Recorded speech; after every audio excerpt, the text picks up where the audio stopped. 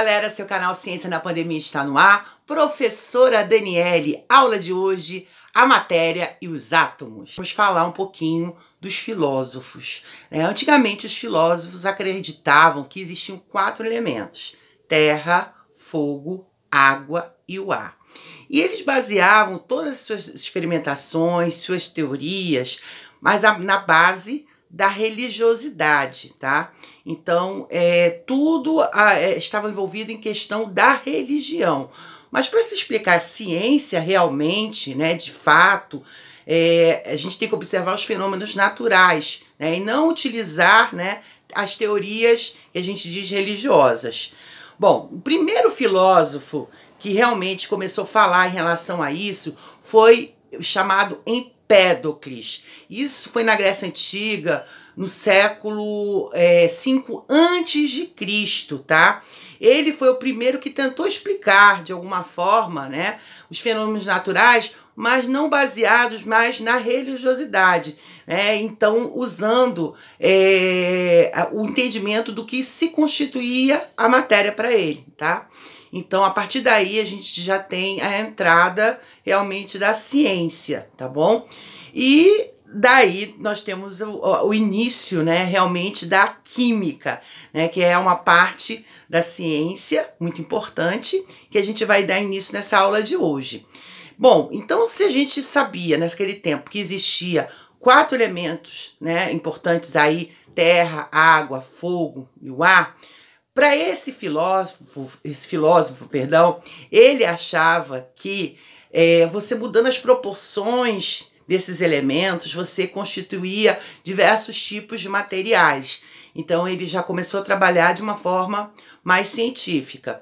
E nesse tempo a gente falava também dos chamados alquimistas, né, que na verdade a gente tem que lembrar que significa Deus e química. Existia essa questão da religiosidade ainda envolvida. O que eles faziam? Eles faziam experimentos, né, dentro dos seus chamados laboratórios, né, e nessas experiências eles manipulavam diversos materiais, tá, químicos, orgânicos ali dentro, né, e eles tentavam descobrir tratamentos médicos, e tem aquela história da chamada procura da pedra filosofal, né, e tanto se fala em alquimia nos filmes, né, nos livros. Então, na verdade, eles queriam transformar, né, os metais em ouro. Essa era a ideia da alquimia, tá? Agora, 400 anos antes de Cristo, nós já apresentamos 2 importantes filósofos, que foi Demócrito e o chamado Leucipo. Todos os 2, eles começaram a criar, né? Eles criaram, na verdade, uma filosofia atômica, né? E daí eles começaram a explicar, né, que a matéria ela não poderia ser dividida, existia a presença dos átomos. Então, a partir daí, nós começamos realmente a dar o boom da química, né?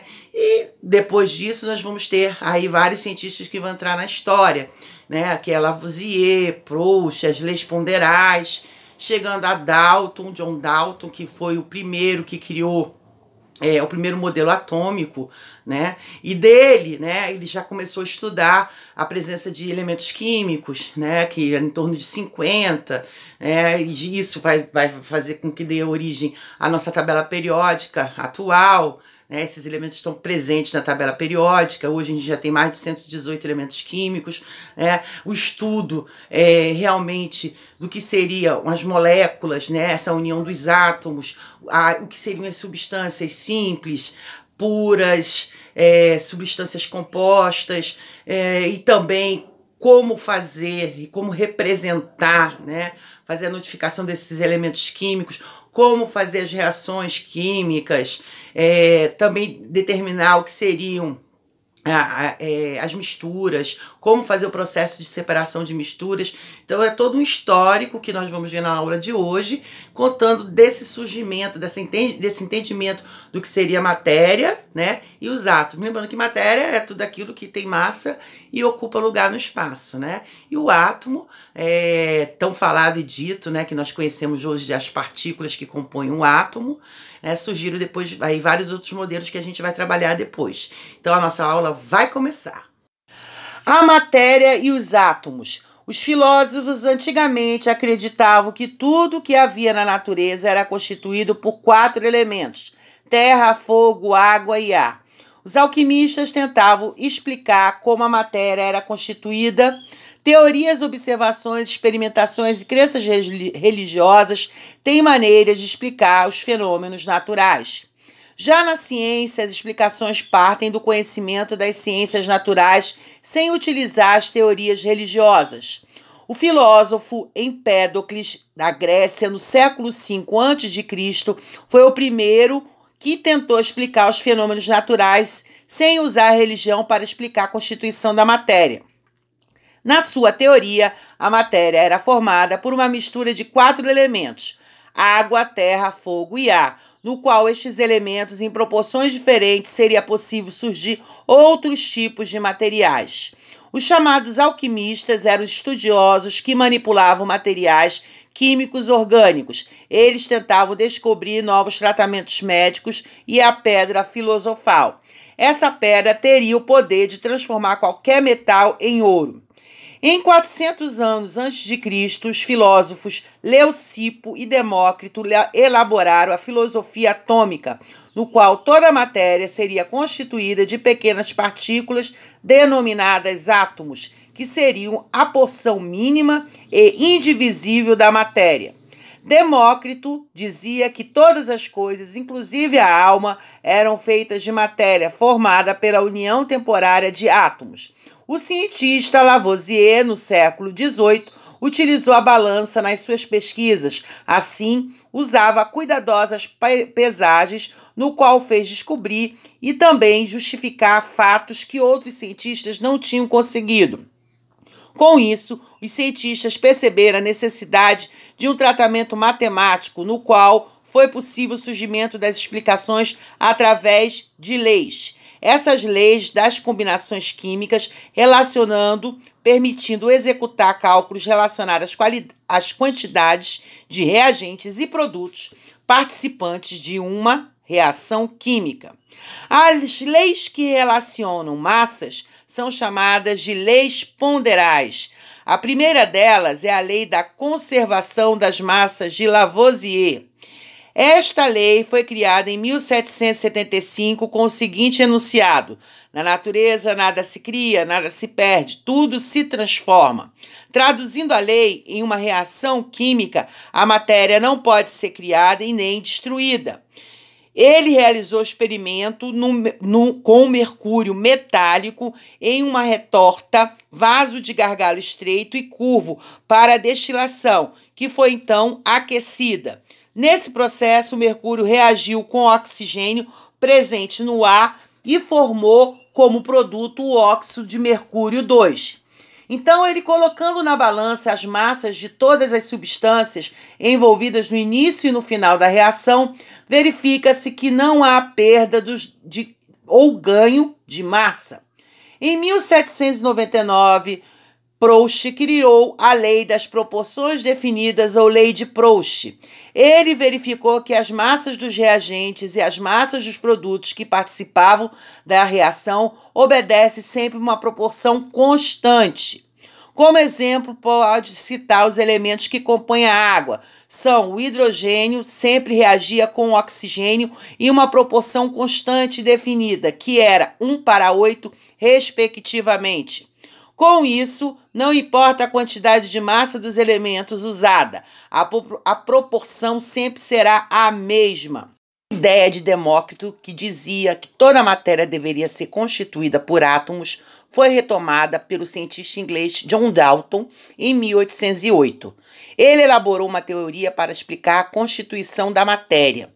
Para ele, a matéria era constituída por pequenas partículas esféricas, maciças, indivisíveis, que poderiam ser representadas por modelos. Essas partículas seriam os átomos. Quando Dalton propôs a teoria atômica, eram conhecidos aproximadamente 50 elementos químicos. Atualmente, temos mais de 118 elementos químicos, que são representados por símbolos constituídos por uma ou duas letras de forma, sendo a primeira maiúscula e a segunda minúscula, quando existir minúscula. Estes elementos estão dispostos na tabela periódica. A proporção com que cada elemento entra na formação de determinada substância, Dalton associou um índice numérico aos símbolos. Essa notação é utilizada até hoje. A representação gráfica de uma substância, utilizando índices numéricos, é denominado fórmula. Uma fórmula indica a constituição de cada unidade formadora da substância. Exemplo, a água tem a fórmula química H2O, 2 átomos de hidrogênio ligados a um átomo de oxigênio. A essas unidades que constituem a substância são chamadas de moléculas. Com o modelo atômico de Dalton, podemos dizer que toda a matéria é formada por átomos de um mesmo elemento químico ou diferentes elementos químicos. Os elementos que estão presentes temos a formação de uma substância pura simples ou composta. A substância pura simples é formada por um ou mais átomos de um mesmo elemento químico. Exemplo, H2, gás hidrogênio, O2, gás oxigênio, O3, gás ozônio, HE, gás hélio. Já as substâncias puras, compostas, existe mais do que um tipo de elemento químico. Exemplo, H2O, água, C6H12O6, glicose, HCl, ácido clorídrico. Uma mistura sempre é representada por mais do que uma fórmula. Exemplo, água e sal de cozinha, H2O mais NaCl. Então, a matéria dá origem a substâncias puras e misturas. A substância pura podem ser simples ou compostas. Já as misturas podem ser homogêneas ou heterogêneas. Exemplo, água mais álcool tem uma única fase. Não identificamos os componentes. Já a mistura heterogênea tem mais de uma fase, como a água mais o óleo. Podemos identificar o óleo e a água. E aí, galera, espero que vocês tenham curtido a nossa aula, tenham entendido o nosso tema, essa introdução ao estudo da química, tá? Não esqueçam de dar um like, a curtida lá no nosso canal Ciência na Pandemia, compartilhar com seus colegas, fazer sua inscrição se você não fez. O ato de você compartilhar faz com que outras pessoas possam também ter acesso ao nosso canal. Isso é importante, essa interação, essa troca de experiências entre os profissionais da educação, entre os alunos de todo o nosso país, tá bom? Eu desejo a vocês muita saúde, continue a se proteger, a pandemia não terminou, né? Então utilizem a máscara de vocês, fiquem com Deus, fiquem na casa de vocês quando possível, tá bom? Um grande beijo e tchau, tchau!